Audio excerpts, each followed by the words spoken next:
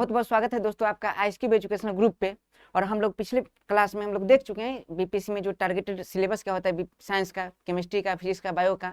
एवं हम लोग बीपीएससी 67वां को टारगेट तो करेंगे एवं इसके साथ ही अन्य जो प्रतियोगी परीक्षा है उस पर भी टारगेट करेंगे। और आप जब क्लास को पूर्ण रूप से देखेंगे तो आप इस पड़ाव तक पहुंच चुके होंगे कि आप लगभग साइंस के लगभग सवाल को सॉल्व कर सकते हैं और एक समझ के साथ।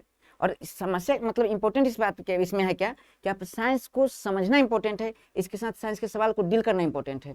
तो हम लोग साइंस को समझ के आगे चलेंगे और साइंस के जो भी सवाल आएगा उसको, साइंस में कुछ सवाल ऐसे होते हैं जो तथ्यात्मक होते हैं और साइंस में कुछ ऐसे सवाल होते हैं जो प्रॉपरली आप समझ के जवाब दे सकते हैं। तो हम लोग जब साथ चलेंगे अभी कदम से कदम मिला के चलेंगे, एक एहसास के साथ, एक विश्वास के साथ चलेंगे और फिर इस जितने भी सवाल आएंगे उस सवाल को समझेंगे कि सवाल को डील कैसे किया जाए। और आपको ऐसा महसूस होगा कि आप साइंस पढ़ नहीं रहे, साइंस जी रहे हैं। क्योंकि साइंस क्या है, साइंस हमें हर रोज प्रभावित करती है। रोजमर्रा की जिंदगी में हम साइंस से प्रभावित होते हैं, हम साइंस को प्रभावित करते हैं, ये भी होता है। तो जनरली हम क्या करेंगे, हम साइंस का अध्ययन करेंगे, वो विस्तृत अध्ययन करेंगे। आप यकीन मानिए इस क्लास को देखने के बाद आपको कभी फिर दोबारा जीवन में साइंस पढ़ने की आवश्यकता नहीं होगी। प्रॉपर साइंस के जिस टॉपिक में डील करूंगा वो आपके लिए 100% पूर्ण होगा। मैं पूरी कोशिश करूंगा आपको याद करा दूं, पूरी कोशिश करूंगा आपको समझा दूं। फिर भी अगर कोई समस्या होती है तो आप कमेंट बॉक्स में लिख सकते हैं और आपके सारे कमेंट का जवाब दिया जाएगा। अगर लगेगा कोई टॉपिक इंपॉर्टेंट है उस टॉपिक के लिए अलग से वीडियो प्रोवाइड किया जाएगा। चलिए दोस्तों हम लोग चलते हैं। तो हमारा जो बायोलॉजी का पोर्शन है, चूंकि हम लोग पिछले क्लास में साइंस के सिलेबस को डिस्कस कर चुके हैं, अब बायोलॉजी हम कैसे प्रारंभ करेंगे तो उसको देखते हैं। सबसे पहला जो पार्ट है बहुत आराम से देखते हैं, बायोलॉजी।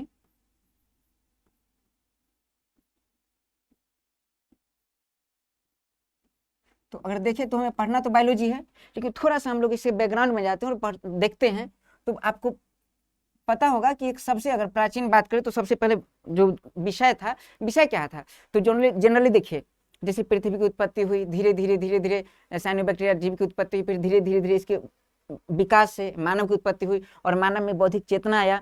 और मानव में जो बौद्धिक चेतना है तो चीजों को समझने की कोशिश किया कि ऐसा क्यों होता है, ऐसा क्यों होता है, पृथ्वी कैसी है, प्रकाश कैसे आ रहा है, दिन क्या है, रात क्या है, बहुत सारी परिकल्पनाएं करने लगा, बहुत सारी चिंतन करने लगा। तो ये समझने के बाद उसको चीजों को देखने का नजरिया चेंज हो गया। अब चीजों को देखने का नजरिया चेंज हुआ, मामला क्या है, देखने का नजरिया का मतलब है कि एक फिलॉसफी होता है। फिलॉसफी का मतलब होता है दर्शन, फिलॉसफी का मतलब होता है दर्शन। कहते हैं कि doctor can change your eye not your vision. समझना इस बात को, a doctor can change your eye not your view. View मतलब होता है नजरिया और आई मतलब होता है आंख। मतलब समझिए इस बात को कि एक डॉक्टर है जो आपके नजर का इलाज कर सकता है बट आपके नजरिए का इलाज नहीं कर सकता। जो जितने भी दर्शन शास्त्री होते हैं, जितने भी दर्शन शास्त्र को जानने वाले होते हैं, वो सब चीजों को देखने का नजरिया चेंज कर लेते हैं। मैं आपको बताता हूँ, एक बहुत बड़े दार्शनिक जिनका नाम है अरस्तु। बात है लगभग 341 बीसी की। 341 बीसी के दो समकालिक दार्शनिक थे, एक अरस्तु और इनके समकालिक थे जिनका नाम था थियोफ्रेस्टस। मामला क्या है कि जब इन्होंने, अरस्तु ने जब अध्ययन किया पूरा पृथ्वी पर, तो पूरा पृथ्वी पर पाया कि पूरी पृथ्वी पर जीव रहते हैं। गौर करना है, पूरी पृथ्वी पर क्या रहते हैं, जीव रहते हैं। और जीव की बात करें तो जीव में जनरली देखें तो जीव में हम लोग क्या जानते हैं कि जीव में दो प्रकार के, एक पादप और दूसरा जंतु। पादप को अंग्रेजी में प्लांट कहते हैं और जंतु को एनिमल। आपको खुशी होगी बात जान के कि हम लोग एनिमल हैं। जंतु को एनिमल कहा जाता है साइंस की भाषा में। अब समझिए इस बात को। हाँ, इंग्लिश में जंतु मतलब जानवर और हम लोग ह्यूमन है, लेकिन साइंस में बात करें तो साइंस में हम लोग क्या है, सब एनिमल है। अब कैटेगराइज किया गया है। अब यहाँ समझते हैं कि सबसे पहला जो दर्शन शास्त्र अगर विषय को उठाए तो सबसे प्राचीन विषय कौन सा है, दर्शन शास्त्र सबसे प्राचीन विषय है।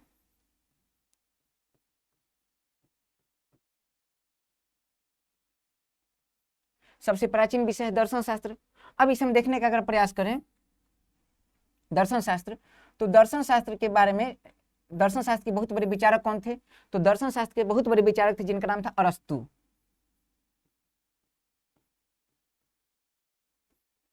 और दर्शन शास्त्र के एक बहुत बड़े विचारक जिनका नाम था थियोफ्रेस्टस।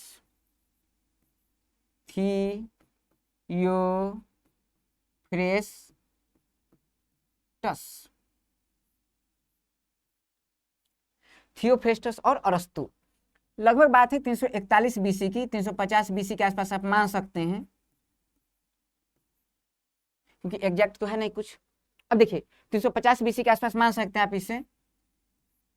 क्या मामला है कि अरस्तु जितने भी जीव हैं, गौर करना है, जितने भी जीव हैं सभी जीव के बारे में लगभग समझिए कि 500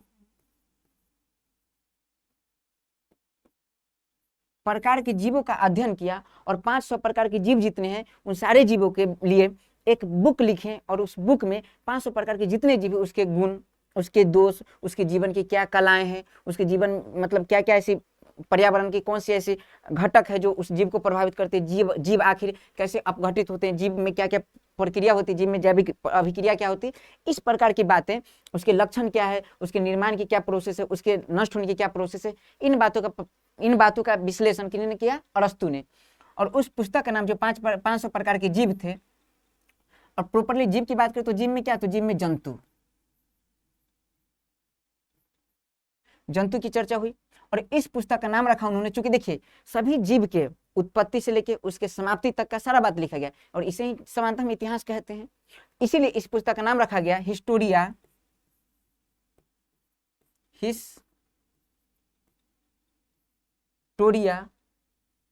ऑफ, ये बोल लीजिए, या फिर हिस्टोरिया एनिमिलियम।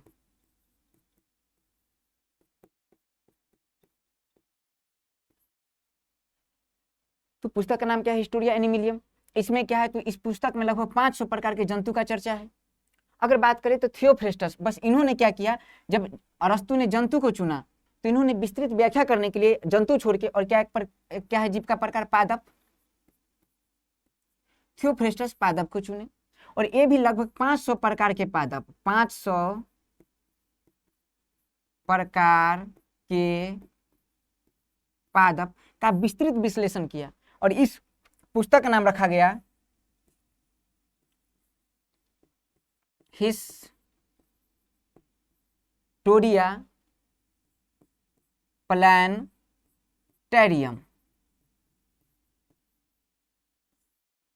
गौर करना, अगर आपसे, चूंकि बीपीएससी एक बार पूछ चुकी है कि चार्ल्स डार्विन की पुस्तक का नाम, द स्पेस, याद रखना चार्ल्स डार्विन की पुस्तक का नाम पूछ चुकी है, द ओरिजिन ऑफ स्पीशीज।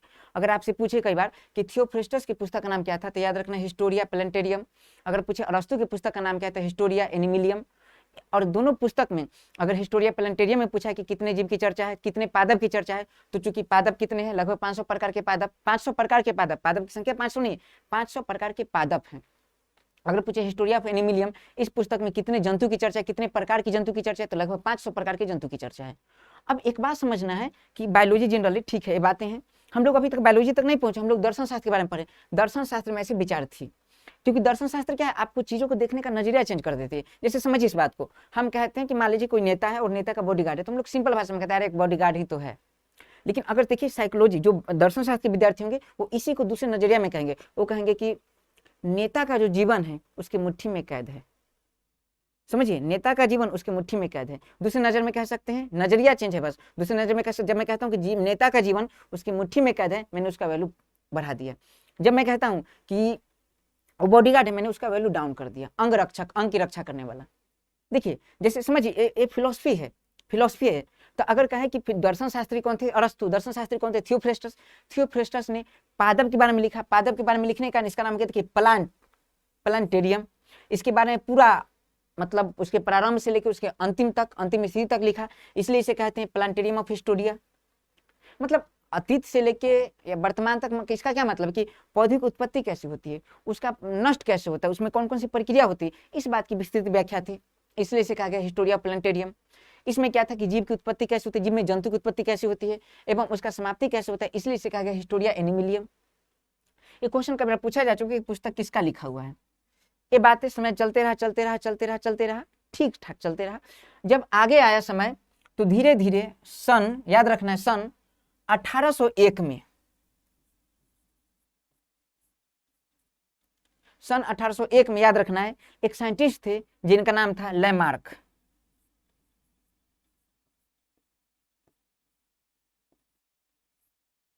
ये फ्रांस के साइंटिस्ट थे एवं इनके परिचित थे एक जो जर्मनी के थे जिनका नाम था ट्रेविरेनस। देखिए गौर से, लैमार्क, ट्रेविरेनस, इन्होंने कहा कि जनरली अगर देखा जाए तो थियोफ्रेस्टस, देखिए इसमें पादप है, इसमें क्या है, जंतु है। अगर समझिए इस बात को, पादप और जंतु दोनों क्या है, जीव है, और जीव है। और याद रखना इसके बारे में स्पेसिफिक पूरा बातों का अध्ययन करना स्पेसिफिक। जब हम जंतु के बारे में जनरली देखिए, मैं जंतु हूँ, आप जंतु हैं, आसपास में बहुत सारे जंतु हैं, तो ये जंतु है। अगर इसका कोई स्पेसिफिक अध्ययन किया जाए, उस पर रिसर्च किया जाए, उसके बारे में तथ्यात्मक बातों को छोड़ दे तो विश्लेषणात्मक बातों का अध्ययन किया जाए। अगर हम स्पेसिफिक अध्ययन करते हैं, उस पर प्रयोग करते हैं, उसे विज्ञान कहा जाता है। तो जो जंतु है, जंतु देखने नंबर पर लगातार रिसर्च हो रहा है, ठीक है। स्टेम सेल, नई नई थ्योरी आ रही है, आरएनए कैसे काम करता है, डीएनए कैसे काम करता है, कई वायरस आ जाते हैं, वायरस कैसे काम करते हैं हमारे शरीर में, वायरस क्या है, तो वायरस में हम लोग पढ़ते हैं कि वायरस न तो सजीव है न तो निर्जीव है, बल्कि बीच की कड़ी है, ठीक है। तो हम लोग पढ़ते हैं, बीपीएससी में अगर सवाल आ गया कि निम्न में से कौन सा ऐसा सूक्ष्म जीव है जिसमें एंजाइम नहीं होता, वायरस में एंजाइम नहीं होता, क्यों नहीं होता, हम लोग सेल पढ़ेंगे तो देखेंगे। तो मामला यहाँ यह है कि अरस्तु ने जंतु के बारे में बताया, थियोफ्रेस्टस ने पादप के बारे में बताया।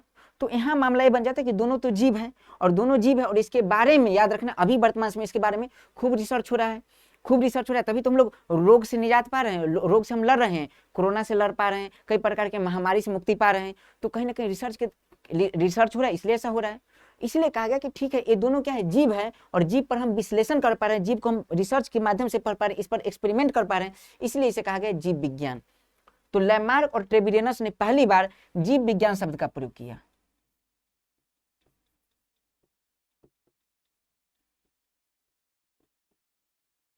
अगर आपसे क्वेश्चन पूछा जाए कि अरस्तु के पुस्तक का नाम क्या था, तो हिस्टोरिया एनिमिलियम। थियोफ्रेस्टस की पुस्तक का नाम था हिस्टोरिया प्लेनेटेरियम। लेकिन अगर पूछा जाए कि जीव विज्ञान शब्द, क्या अरस्तु के टाइम पर जीव विज्ञान था, क्या थियोफ्रेस्टस के टाइम पर जीव विज्ञान था? नहीं, बिल्कुल नहीं था। जीव विज्ञान शब्द का प्रयोग किसने किया पहली बार? तो लैमार्क और ट्रेविडेनस ने। लेकिन चूंकि इसी के जीव विज्ञान में हम अध्ययन किसका करते हैं, जीव का, और जीव में क्या होते हैं, दो, एक तो प्लांट और दूसरा क्या, एनिमल। और एनिमल के बारे में सबसे पहले किसने बताया था? अरस्तु ने। और एक बात बता दूं आपको कि अरस्तु थियोफ्रेस्टस से पहले थे, थोड़ा सा पहले। हम लोग एक समकालीन स्थिति मान के चलते 350, अगर ईस्वी सन देखिएगा प्रॉपर तो याद रखना ये पहले थे। लगभग 384 में इनका जन्म हुआ है अरस्तु का, और 360 के आसपास ये बता दिए इन सारी बातों को, और ये बताया 341 के आसपास, लिख सकते हैं आप। लेकिन आप कई पुस्तक में देखिएगा तो 350 लिखा होता है कि 350, थियोफ्रेस्टस देखिए 341 बीसी लिखा होता है। अच्छा, ईस्वी सन इंपॉर्टेंट नहीं होता है साइंस में। मैं एक बात बता रहा हूँ कि अरस्तु ने पहली बार इस जंतु के बारे में चर्चा करने का प्रयास किया, उसके बाद थियोफ्रेस्टस ने प्रयास किया, इसीलिए। और देखिए ज्यादा प्रभावित कौन कर रहा है, तो बायोलॉजी में दोनों का महत्वपूर्ण है। जैसे मैं बोलूं कि अगर आपसे पूछा जाए कि आपकी कौन सी आंखें खूबसूरत है, जनरली अगर कोई कान्हा ना हो तो, ठीक है, अगर कोई नॉर्मल हो तो आपकी कौन सी आंखें खूबसूरत है, तो कहते हैं कि आदमी को अपनी आंखों की तुलना नहीं करनी चाहिए, दोनों आंखें खूबसूरत होती है।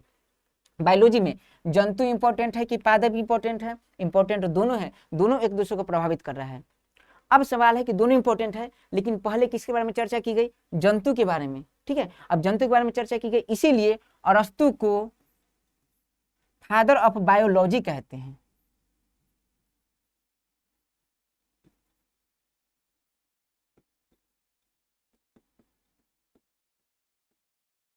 याद रखना, सवाल आ सकता है क्योंकि बीपीएससी पर सवाल पूछ चुके हैं कि रसायन शास्त्र के जनक कौन है, ठीक है। तो लिबोजियर, और लिबोजियर को हिंदी में लंबुआजे लिखा जाता है, याद रखना है। तो फादर ऑफ बायोलॉजी कौन है? लिबोजियर। सॉरी, फादर ऑफ बायोलॉजी कौन है? अरस्तु। फादर ऑफ केमिस्ट्री कौन है? लिबोजियर। अब देखिए, अगर आपसे पूछे, ठीक है, मामला ठीक है, लेकिन स्पेसिफिक फादर ऑफ, याद रखना है, फादर ऑफ बायोलॉजी में लैमार्क, ट्रेविडेनस ऑप्शन देगा, नहीं मारना है, क्योंकि इन्होंने सबसे पहले शब्द प्रयोग किया है, फादर नहीं है। फादर किसे कहते हैं? विशेषज्ञ, जिन्होंने उसको जन्म दिया, उसे कहते हैं। इसने तो बस नाम रखा। नाम तो कई बार देखिए बच्चा हमारे घर में होता है तो नाम कोई बगल वाले आकर रख देते हैं, क्या वो फादर होगा? नहीं। फादर किसी कहते हैं जो उत्पत्ति करता हो, जो जनक, जो जिसमें जनन करने की क्षमता हो, जनन करने का कृत हो, उसे क्या कहते हैं? जनक। तो जनक कौन है? अरस्तु। फादर ऑफ बायोलॉजी कौन है? अरस्तु। क्लियर है? अब समझना है कि ठीक है, अरस्तु ने किसके बारे में बताया? तो अरस्तु ने जंतु के बारे में बताया। तो इस वाले पार्ट को अब समझते हैं। जंतु के बारे में बताया, तो जिसमें जंतु के बारे में अध्ययन किया जाएगा उसे कहा जाता है जंतु विज्ञान।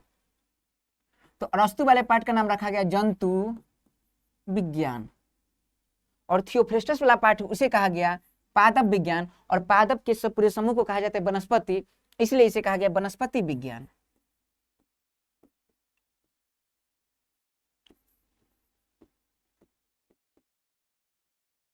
वनस्पति विज्ञान, इसे अंग्रेजी में बोटनी कहते हैं, BOTANY, ठीक है। इसे अंग्रेजी में जूलॉजी कहते हैं, जूलॉजी, जंतु विज्ञान। अगर आपसे यहाँ से भी सवाल पूछे, यहाँ से क्लियर हो जाएगा। अगर आपसे यहाँ से सवाल पूछे कि जंतु विज्ञान के पिता कौन है, तो जंतु विज्ञान के बारे में सबसे पहले किसने बताया? अरस्तु ने। तो अरस्तु। अच्छा, याद रखना, अरस्तु में कई बार, अरस्तु के लिए कई बार अरिस्टोटल भी लिख दिया जाएगा, अरिस्टोटल, ठीक है। तो जंतु विज्ञान के पिता कौन है? अरस्तु और अरिस्टोटल। अगर आपसे पूछे कि वनस्पति विज्ञान अर्थात बोटनी के पिता कौन है, तो कौन है? थियोफ्रेस्टस। ये याद रखना है पार्ट। जीव विज्ञान का सबसे पहले प्रयोग किसने किया? लैमार्क और ट्रिवेरियनस ने। अब एक बात पूछा जाता है, कई बार यूपीपीएससी में सवाल आ गया है यहाँ से कि जीव विज्ञान, अब हम लोग अगला स्लाइड लेते हैं और फिर देखते हैं आगे। देखिए, अगर बात करें जीव विज्ञान, तो जीव विज्ञान कहते किसको? हम लोग तो इतना पढ़ लिया, जीव विज्ञान कहते किसे? तो देख लीजिए, बायोलॉजी।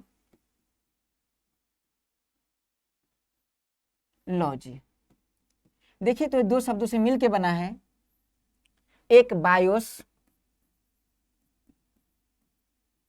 और दूसरा लॉजी, मतलब होता है लोगोस। अगर कहीं भी आपको लोगोस लिखा मिल जाए, लॉजी लिखा मिल जाए, इसका मतलब होता है अध्ययन। तो लॉजी का क्या मतलब है? एक लोगोस का क्या मतलब है? अध्ययन।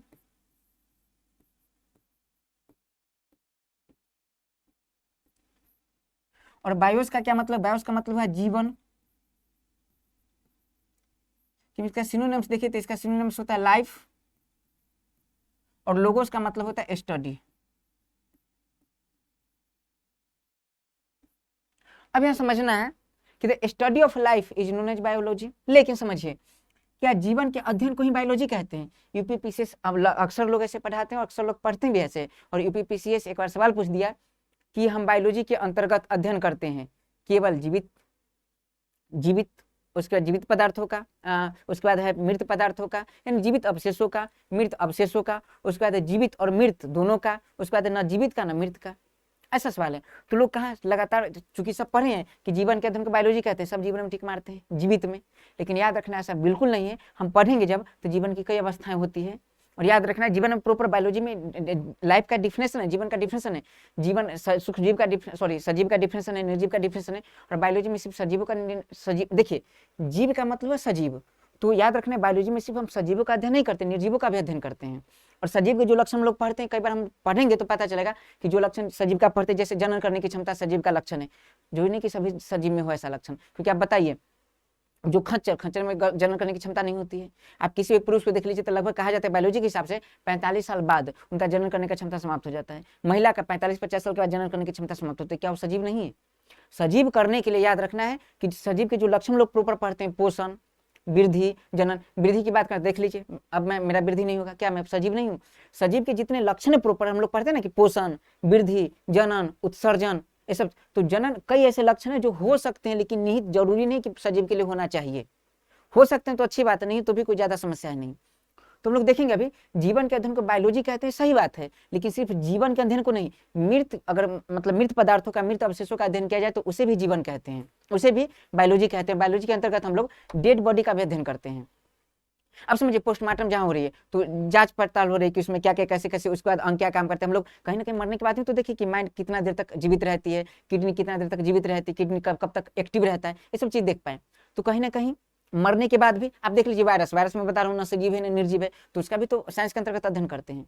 तो बायोलॉजी में अगर पूछे, बायोलॉजी में कि जीवन का अध्ययन करते हैं, तो ठीक है जीवन का अध्ययन करते हैं, लेकिन याद रखना है कि मृत अवशेषों का भी अध्ययन किया जाता है।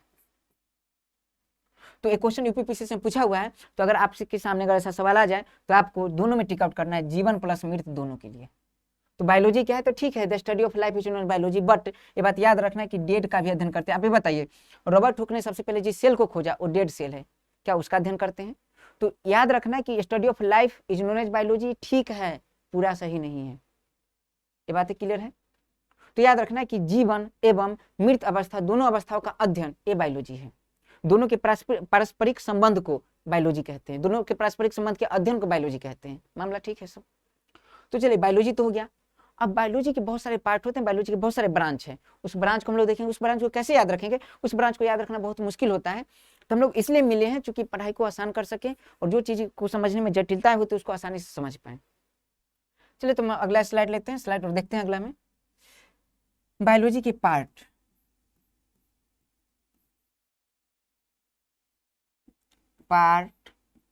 ऑफ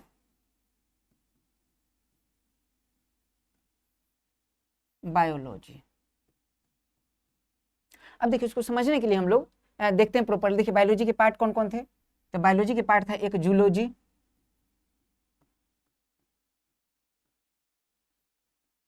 और एक बायोलॉजी का पार्ट है जिसे क्या कहते हैं? बोटनी। अब बोटनी के अंतर्गत क्या क्या आती है, जहाँ से सवाल आ जाते हैं। अच्छा, ये मैं पार्ट नहीं पढ़ा रहा हूँ, चूंकि एग्जाम में सवाल बनते हैं। जैसे सवाल आ जाता है कई बार कि कैंसर के अध्ययन को क्या कहते हैं, हड्डी के अध्ययन को क्या कहते हैं, ऑस्टियोलॉजी। कैंसर के अध्ययन को क्या कहते हैं, ऑन्कोलॉजी। कई बार आ जाता है कि छिपकली के अध्ययन को क्या कहते हैं, सेरोलॉजी। कई बार आ जाता है सरीसृप के अध्ययन को क्या कहते हैं, हर्पिटोलॉजी। उसके बाद अंगूर के जो कृषि की जाती है उसके अध्ययन को क्या कहते हैं, विटिकल्चर। उसके बाद फूल के उत्पादन के अध्ययन को क्या कहते हैं, फ्लोरिकल्चर।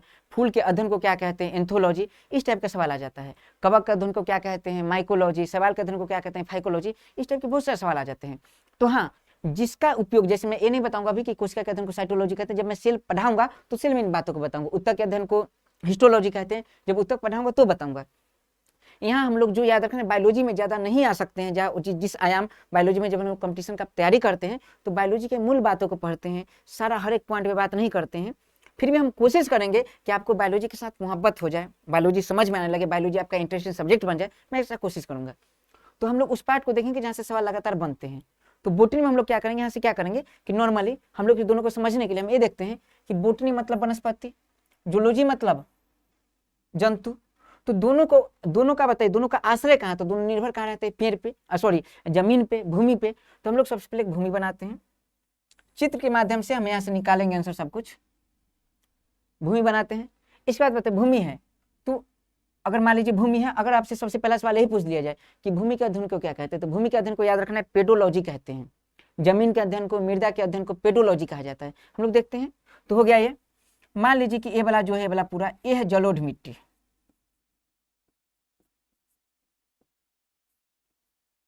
जलोढ़ मिट्टी। उसके बाद अगर पूछे आपसे तो ये है काली मिट्टी। मिट्टी के जो प्रकार है, जलोढ़ मिट्टी, काली मिट्टी। उसके बाद अगर पूछे आपसे तो ये है लाल मिट्टी। उसके बाद ये है लैटेराइट मिट्टी।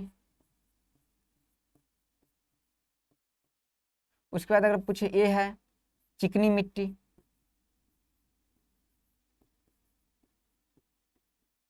जिसे क्ले कहते हैं।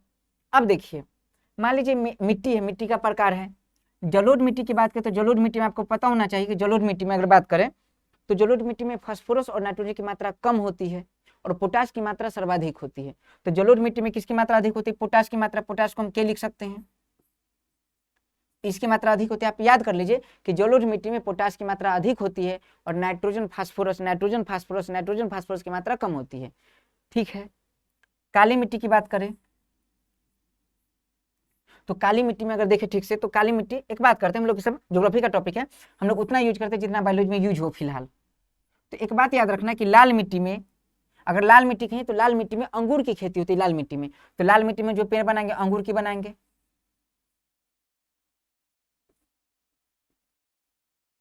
ये अंगूर है। ठीक है। काली मिट्टी पूछे तो काली मिट्टी में कपास की खेती ज्यादा होती है, कपास की।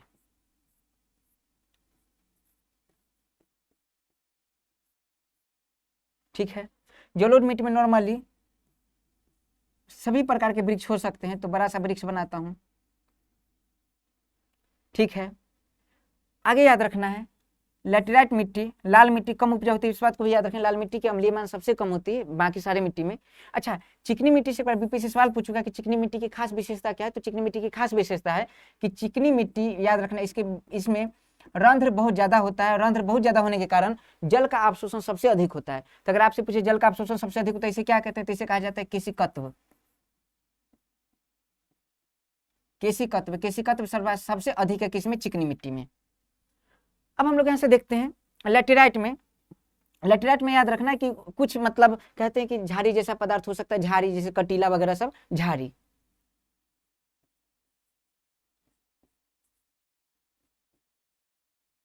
देखिए तो ये क्या है, झाड़ी।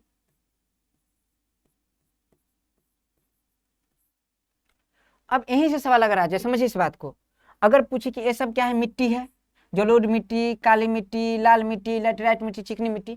इस मिट्टी का अगर पूछा जाए कि इस मिट्टी का अध्ययन जो है, मिट्टी का अध्ययन, पूरा मिट्टी के अध्ययन को क्या कहते हैं, तो जो मिट्टी है प्रॉपर, इस मिट्टी के अध्ययन को क्या कहते हैं, तो इस मिट्टी के अध्ययन को कहते हैं पेडोलॉजी। क्या कहते हैं, पेडोलॉजी। पेडोलॉजी, ये हो गया पेडोलॉजी। अगर आपसे पूछे कि वृक्ष पूरा है, वृक्ष, इसके अध्ययन को क्या कहते हैं? तो वृक्ष के अध्ययन को अगर आपसे पूछा जाए तो वृक्ष के अध्ययन को कहा जाता है, वृक्ष के उत्पादन के अध्ययन को कहा जाता है सिल्वीकल्चर।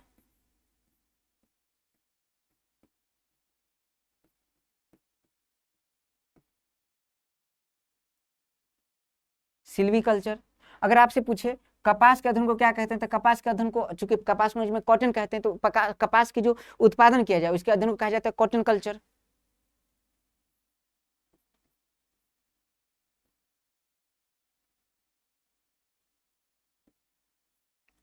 Cotton culture.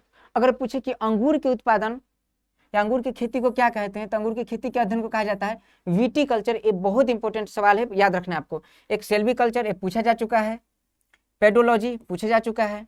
उसके बाद अंगूर के अध्ययन को क्या कहते हैं, तो अंगूर के अध्ययन को कहा जाता है वीटी कल्चर, वीटी कल्चर, ये याद रखना है आपको।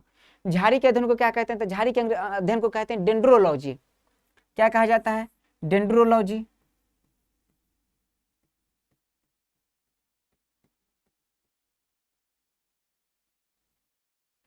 याद रखना है। तो ये बातें हो गया, जैसे सवाल आ चुके हैं अभी तक। अब ध्यान दीजिए, मान लीजिए फल है, ठीक, क्लियर है, ये फल है, सॉरी पेड़ है, और पेड़ में मान लीजिए फल आया हुआ है, फल। तो आपको ऐसे एक चित्र बनाना है और वहां सेंसर निकालना है। तो फल है, पेड़ है, पेड़ में क्या है? फल है। तो फल के अध्ययन को क्या कहते हैं, तो फल के अध्ययन को कहते हैं पोमोलॉजी।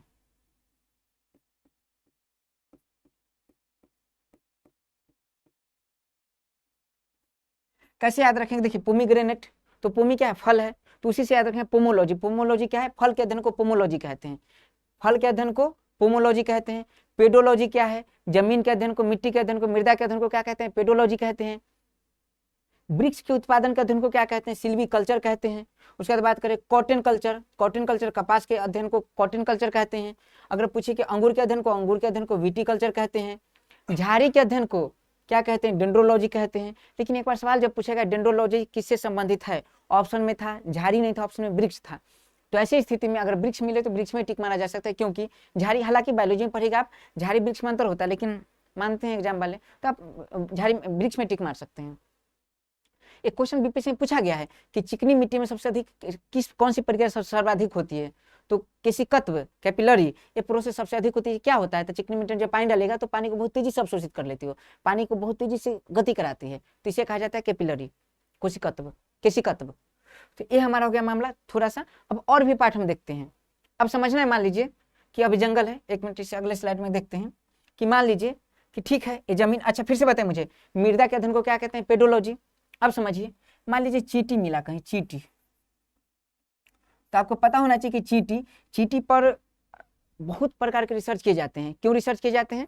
तो आपको पता होना चाहिए कि जो ब्राजील है, दक्षिण अमेरिका, तो दक्षिण अमेरिका में जो अमेजन नदी उसके पास का क्षेत्र, मतलब ब्राजील, अमेजन नदी तो आपको पता है कि ब्राजील में बहुत बड़ा क्षेत्र है अमेजन नदी का, उसके पास का जो जंगल उसे कहते हैं अमेजन का जंगल। और अमेजन के जंगल में जो ऑक्सीजन है इतना शुद्ध है, इसलिए उसे विश्व का फेफड़ा कहते हैं या पृथ्वी का फेफड़ा कहते हैं।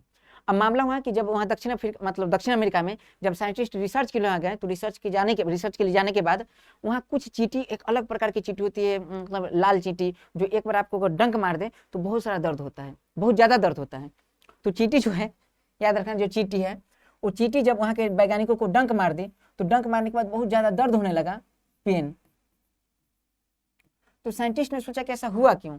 तो उन्होंने पता लगाया, तो धीरे धीरे पता चला कि जो चींटी है, चींटी में एक विशेष प्रकार के अम्ल पाए जाते हैं जिसका नाम है फॉर्मिक अम्ल।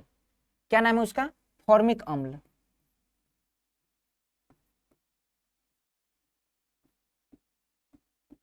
और इसका सूत्र होता है HCOOH, फॉर्मिक अम्ल का सूत्र। इसे ही मेथनोइक अम्ल कहते हैं।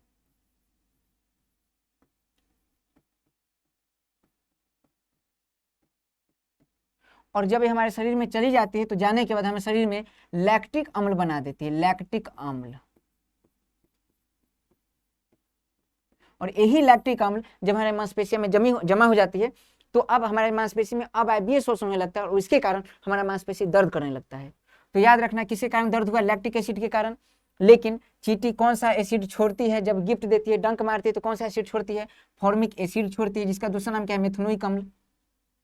ये बात तो नुकसान है, लेकिन चींटी के याद रखना है, जो चींटी में जो कुछ अन्य प्रकार के एंजाइम पाए जाते हैं जिससे कई प्रकार की दवाई बनाई जा सकती है। जैसे कैंसर का दवा बनता है चींटी के चींटी में जो एंजाइम पाए जाते हैं उससे, चींटी में कुछ प्रकार के हार्मोन पाए जाते हैं उससे, कई प्रकार के जैसे ब्लड प्रेशर का, उसके बाद बोले कि हार्ट का, तो हार्ट की कई प्रकार की बीमारी है उसका दवा बनाया जाता है। कहाँ से? चींटी के एंजाइम से। इसीलिए चींटी का अध्ययन करना बहुत जरूरी है। और चींटी का जो अध्ययन किया जाता है उसे याद रखना है एंटीमोलॉजी कहते हैं। एंटीमोलॉजी, उस पार्ट को एंटीमोलॉजी याद रखना। कैसे याद रखेंगे? देखिए एंट माने चींटी, और याद रखना एंटीमोलॉजी कहते हैं। एंटोमोलॉजी लिखा मिलेगा आपको एग्जाम कई प्रकार से, मतलब कई पुस्तक में, तो एंटीमोलॉजी कहते हैं। अब ध्यान रखना है, चींटी अगर आपसे ऑप्शन में चींटी मिले ठीक है, अगर आपको कीट भी मिले तो कीट भी आंसर हो जाएगा। कीट के अध्ययन को या फिर चींटी के अध्ययन को क्या कहते हैं? एंटीमोलॉजी कहते हैं। मामला ठीक है। आगे अगर देखें तो मधुमक्खी के अध्ययन, मधुमक्खी से सवाल आ जाता है।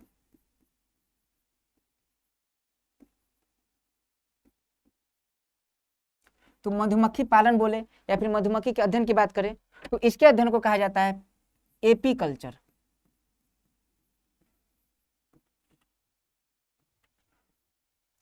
तो मधुमक्खी के अध्ययन को क्या कहते हैं? एपीकल्चर। तो मधुमक्खी के पालन के अध्ययन को क्या कहा जाता है? एपीकल्चर। लेकिन कई बार याद रखना कि जैसे देखिए, मान लीजिए कि ये कोई शीशे का बर्तन है और कई जगह ऐसे जहां मृदा की काफी कमी है, उस क्षेत्र में क्या होता है कि जैसे मान लीजिए कोई बर्तन है और जहां मृदा की काफी कमी है,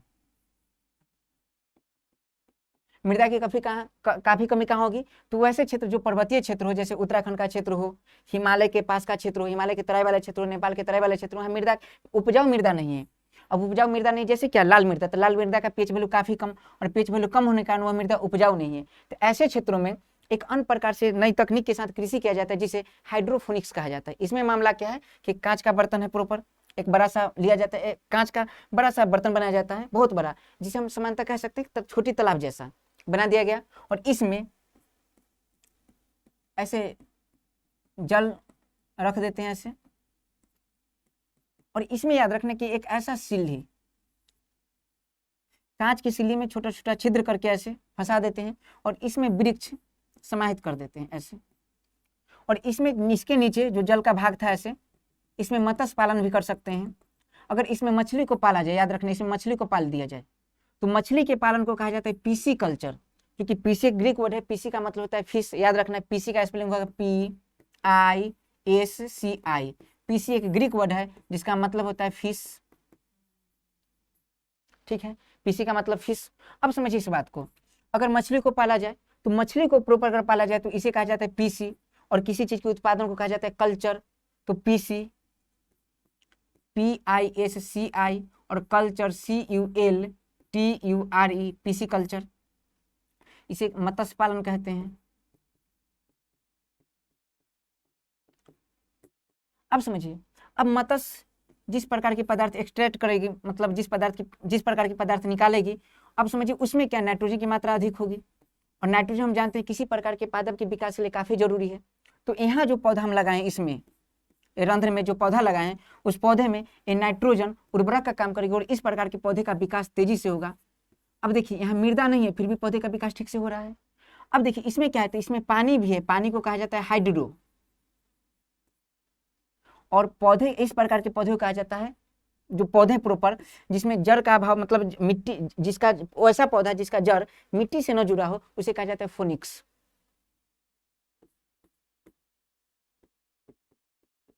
और इस दोनों प्रोसेस को अगर एक साथ मिला दिया जाए तो इसे कहा जाता है हाइड्रोफोनिक्स। तो अगर सवाल आपसे पूछा जाए कि हाइड्रोफोनिक्स क्या है, तो याद रखना है बिना मिट्टी के अभाव में, मतलब प्रॉपर मिट्टी के अभाव में और जल की उपस्थिति में अगर किसी प्रकार की कृषि किया जाए तो उसे हाइड्रोफोनिक्स कहते हैं। यहाँ से सवाल आ चुका है। अब हम लोग देख लें, यहाँ से एक सवाल आ चुका है कि पीसी कल्चर क्या है, एपी कल्चर क्या है। कई बार सवाल आ जाता है, एक दो पॉइंट पर हम बात करते हैं। अगर बायोलॉजी के जिस पार्ट में स्पेशली छिपकली के बारे में अध्ययन किया जाए उसे कहा जाता है सीरोलॉजी। देख लीजिए, जैसे सरीसृप, सरीसृप, तो सरीसृप के अध्ययन को कहा जाता है हर्पिटोलॉजी। सरीसृप के अध्ययन को कहा जाता है हर्पिटोलॉजी। सरीसृप के अध्ययन को हर्पिटोलॉजी कहते हैं। लेकिन अगर सरीसृप में स्पेशल अगर हम छिपकली की बात करें तो छिपकली के अध्ययन को कहा जाता है सेरोलॉजी। ये जितना भी नाम है सब ग्रीक वर्ड पे डिपेंड है। तो ग्रीक भाषा में सेरो मतलब होता है छिपकली, सेरो लॉजी। और इसके बावजूद अगर बात करें, छिपकली हो गया, इसके बावजूद अगर बात करें, जैसे अगर पूछे जाए पक्षी के अध्ययन को, तो ठीक है पक्षी अलग है। अगर आपसे पूछ दिया जाए पक्षी के अध्ययन को क्या कहते हैं, तो पक्षी के अध्ययन को ऑर्निथोलॉजी कहते हैं।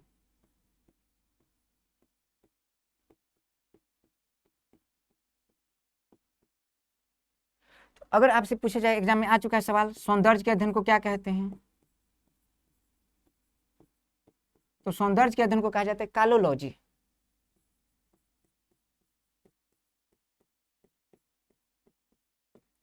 तो कुछ पार्ट हैं, याद रखना, जो बायोलॉजी के अन्य पार्ट होते हैं, जिसका हम जनरली स्टडी में जब तैयारी करते हैं जनरल साइंस का, तो ये टॉपिक आने वाले नहीं, तो उस टॉपिक को हम लोग यहाँ समाहित कर दें ताकि सवाल यहाँ से न बचे। बीपीएससी में अगर सवाल पूछा गया कि हड्डी के अध्ययन को क्या कहते हैं, तो हड्डी के अध्ययन को ऑस्टियोलॉजी कहते हैं।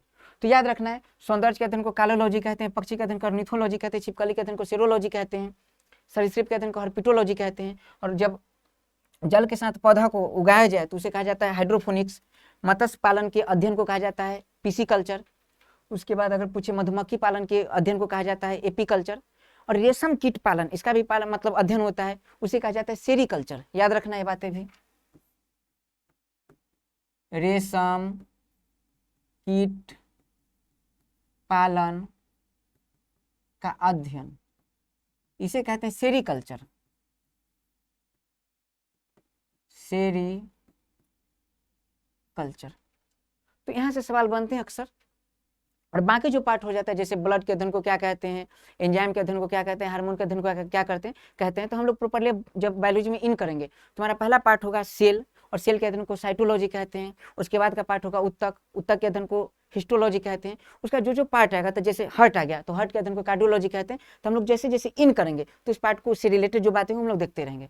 तो हमारा बायोलॉजी का एक छोटा सा पार्ट था जिससे सवाल बनते ही बनते हैं, तो आप इसको देखिए और इसको याद कीजिए बढ़िया से। और प्रीवियस ईयर में जो भी सवाल पूछे जा चुके हैं यहाँ से, उसको सॉल्व करने का प्रयास कीजिए। और बाकी जो बच्चा जो सवाल आपसे नहीं बनने वाला, वो हम लोग लेसन में उसे मतलब समाहित करके फिर पढ़ेंगे। ठीक है दोस्तों, मिलते हैं फिर अगले क्लास में। जय हिंद, जय भारत।